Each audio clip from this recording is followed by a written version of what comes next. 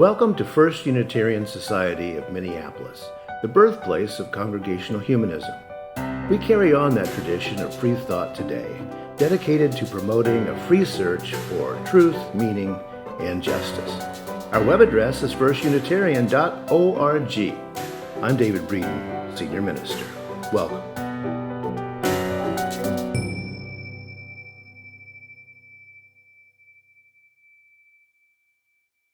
Today, I want to start with a question for those of us who live in the Twin Cities. In the past week, how many of you have received a message from an out-of-town friend saying something like, "Hope things are okay in Minneapolis," or "What's it like there?" Or maybe, "Holding my breath and thinking of your beautiful city." Only a generation ago, it would have taken days for such messages to travel through the mail to reach us.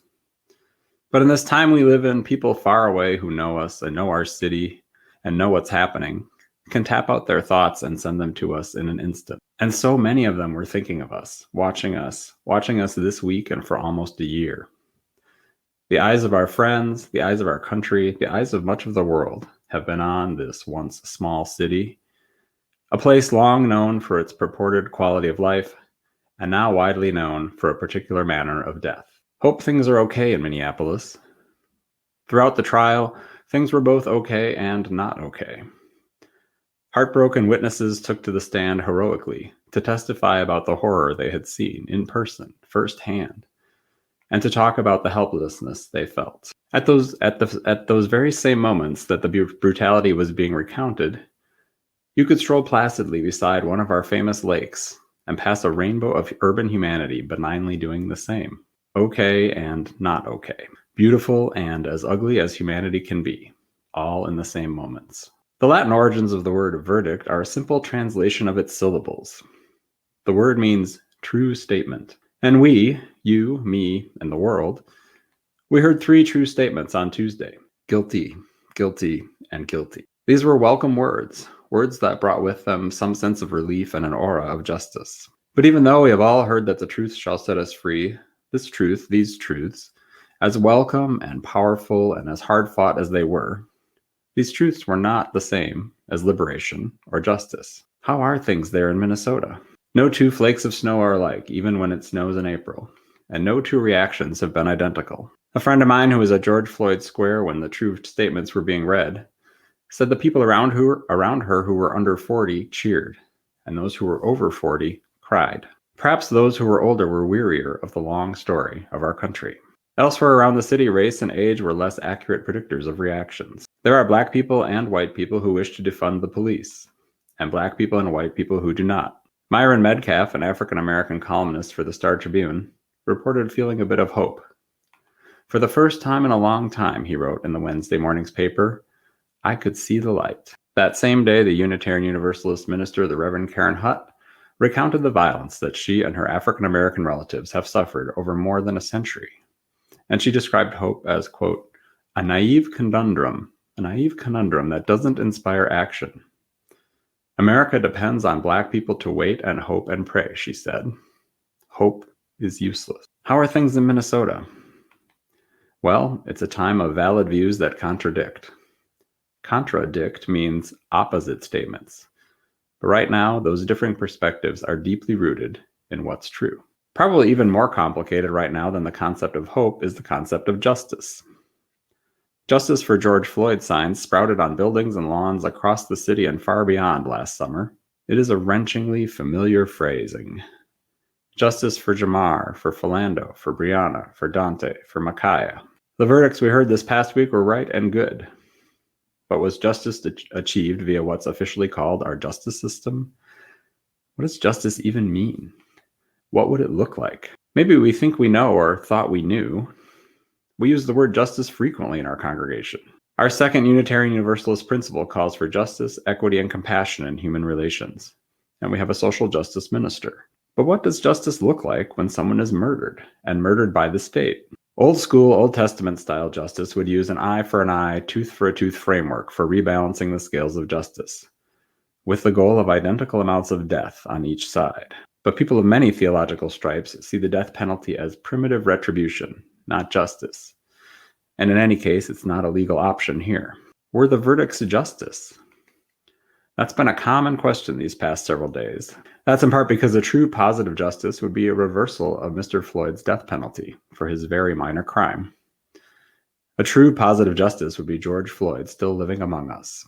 Minnesota's Attorney General Keith Ellison was grateful for the verdicts, but said they fell short of justice. Justice, he said, implies true restoration.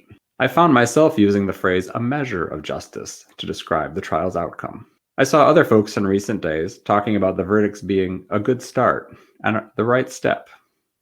There was a range of opinions as to whether this was justice or merely accountability, or perhaps not even that.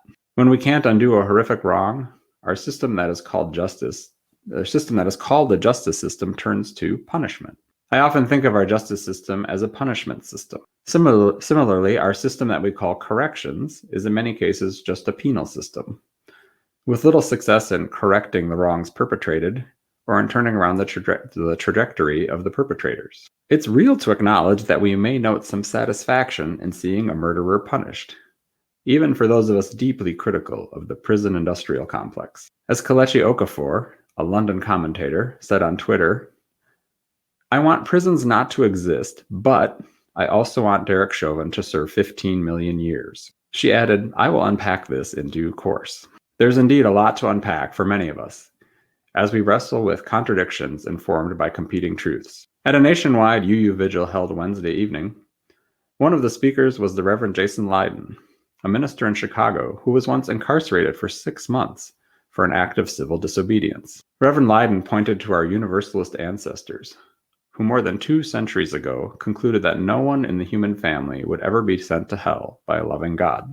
This viewpoint was harshly rejected by more established Christian religions, who saw the threat of eternal punishment as key to keeping humanity in line. But one need not think very hard to see how the threat of hell has failed in spectacular fashion over the millennia.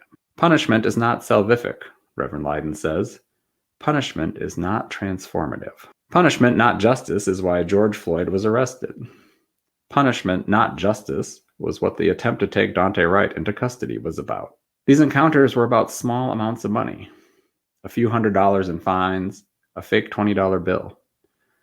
They were about money and property and control. They did nothing to keep you or me or our communities safer. They were not about public safety. They were about enforcing the law.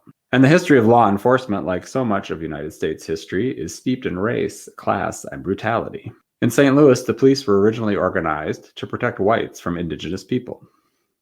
In the South, policing has its origins in slave patrols.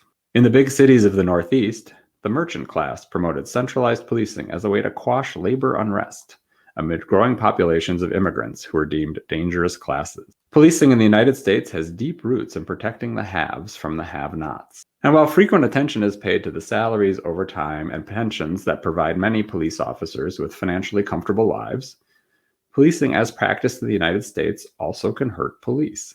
Officers are more likely to die by suicide than they are in the line of duty, and they have a higher suicide rate than the general population. Officers are witnesses to human tragedies and behaviors that are unimaginable to many of us.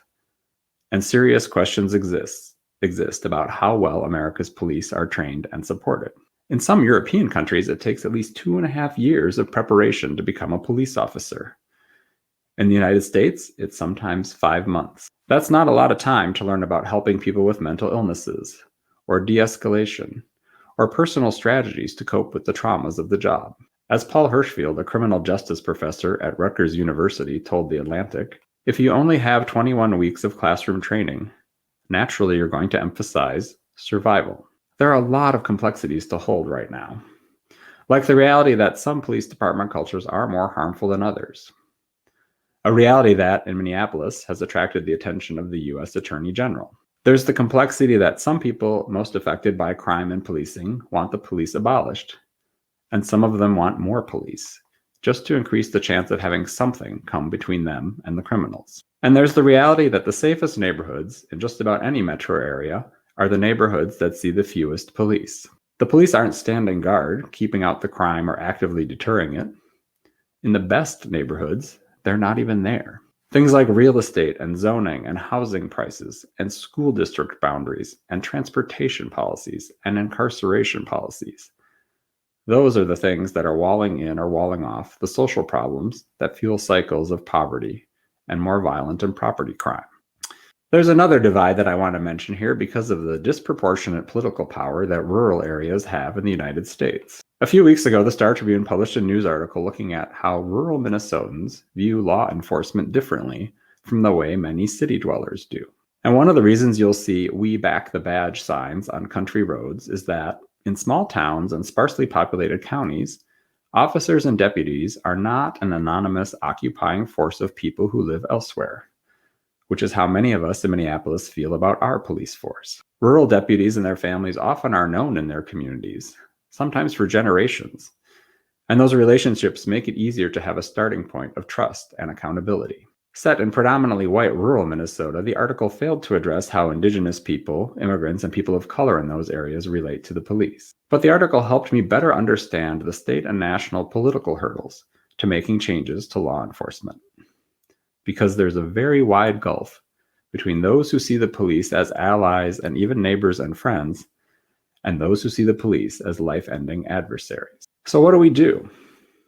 That's a big question on a lot of minds. And it's been on my mind as I read about systemic ways to save Black lives and reorient our communities toward thriving. Here are just a few ideas. First, in our congregational community, it would be good for us to warm up whatever muscles we have to embrace complexity and difference of opinion. As UU congregations go, we are fairly uniform in our theological outlook, so we may not be as practiced with remaining in covenant when not everyone is like-minded. We have members who rightfully fear the police every time they leave the house, and we have members who have close personal connections with officers. We are not monolithic. I encourage white people to be aware of our assumptions and of the sources of our discomfort and of superficial lopsided comparisons, such as Black lives and blue lives. Being Black in America is shaped by 400 years of violence and oppression. Being a police officer is a choice. And it seems a good time to repeat the quote I shared last month from the writer Robert Jones Jr. "We can disagree and still love each other, unless your disagreement is rooted in my oppression and denial of my humanity and right to exist." My second suggestion is that all of us as citizens should acknowledge the limits of looking to the judicial system and the penal system to provide justice. By the time someone has been killed, it's too late for justice in the truest sense. It's impossible to bring someone back to life, but it is possible to question how that death came about, how that life was valued less, how resources are allocated across society. It's possible to look at who benefits from how our cities and systems are structured, and to examine how much of daily life is oriented toward preserving the wealth, comfort, safety, and separation of white Americans. It's possible to dig deep into the rot that regularly allows white mass murderers to be taken into custody unharmed, while Blacks are killed in the streets over minor infractions. And my third suggestion is that we should put all options on the table regarding the Minneapolis Police Department. It's true that many people of color do not feel safe around any police. It's also true that some police cultures have more catastrophic outcomes than others. I've known it since I moved here nearly 3 decades ago. Anyone who pays attention to the brutality settlements and the mishandling of sex crimes knows it. Merrick Garland and the federal government know it. Words this week from UU minister, the Reverend Christina Spouty, echoed the sentiments of some of the witnesses in the trial. "George Floyd, I wish we had done better when you were alive." I agree. The next unarmed victim of a police killing is still alive right now. If we could do better by that person, we'd never have to say their name. We'd never even learn their name. Dare we dream of such a world? There's no quick solution. Abolition is complicated in a country drowning in guns. Defunding is complicated when those most affected by crime and policing don't all agree. And believing that mere reform is enough or even possible is to believe in something for which evidence is hard to come by. Something bigger than reform may be needed.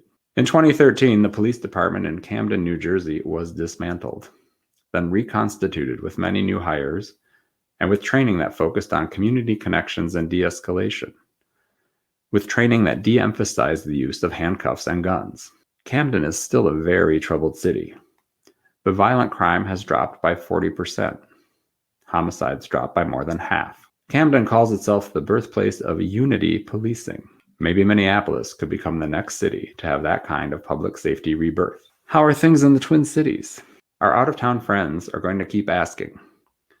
Through the sentencing of Derek Chauvin, through the trials of the 3 other officers, throughout the case in Brooklyn Center, through whatever happens in the next months and years to come.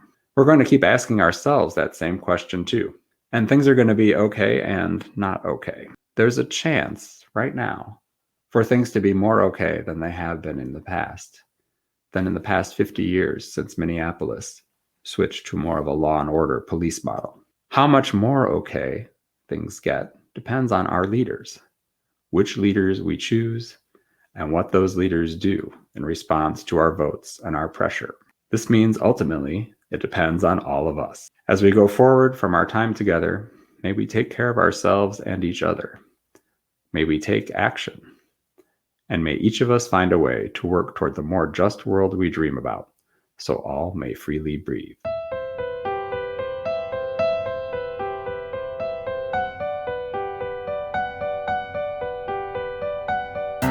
Thanks for listening.